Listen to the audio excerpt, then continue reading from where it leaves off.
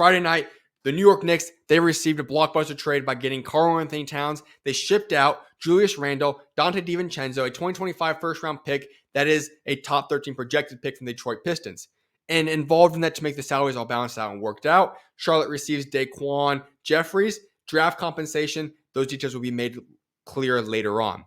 What are my thoughts on this trade? Well, overall, I'll be honest with you guys. My first initial thoughts when I look at this trade is I think there's a legitimate chance that when we look back at this trade in 2 or 3 years, maybe even a year, we could identify both teams as losers. I personally am not a big fan of this trade. It looks flashy, it looks cool, it looks great. Doesn't make the most sense. There's rumbling that Dante was not very happy by taking a bench role this season in New York. If that's true, then that's going to be a problem for Minnesota. Also, that could be a problem that, hey, New York could have kept him, and that would have been fine either way if he's going to have to be a bench player either way, and I think that's what he's really destined to be anyways. But New York, you get a guy in Karl-Anthony Towns to replace essentially Mitchell Robinson for the time being.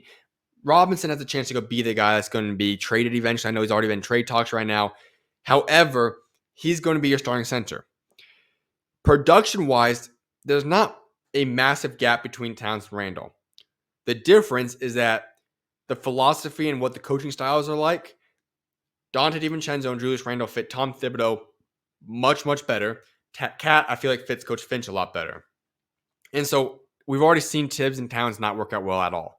Obviously, Tibbs was involved in this, and he was in favor of this trade. So we'll see how it pans out here. On paper, the Knicks are very, very talented. They got better on paper. They look better. They seem to be a legitimate contending team that could win the championship this year. I'll have a team preview out for them very, very shortly. But I'm not sure that them sacrificing Randle and DiVincenzo culture-wise is what's going to fit this team the best.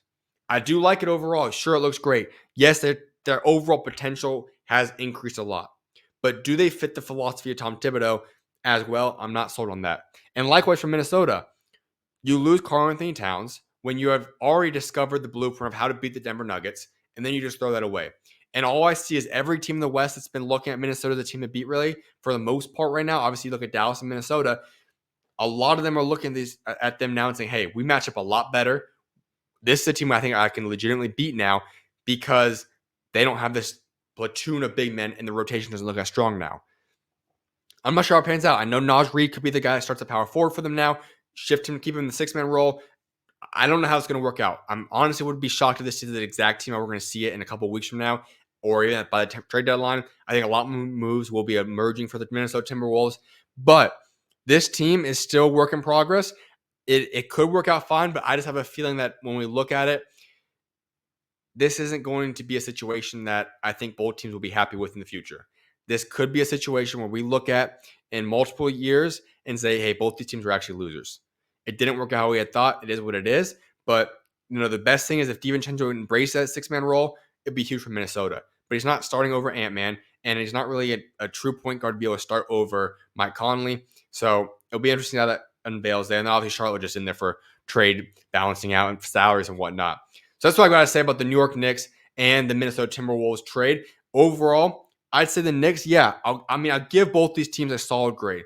They didn't get too much worse, as I alluded to. I just don't think that they made the jump that they necessarily think they made on paper. And I also don't know if it's going to fit culture-wise in the locker rooms, because I think that's going to hinder both these teams when they both were such tight-knit locker rooms beforehand. So overall, sure, the New York Knicks, they got Karl-Anthony Towns. They were a better team on paper. I'll give them a B for that.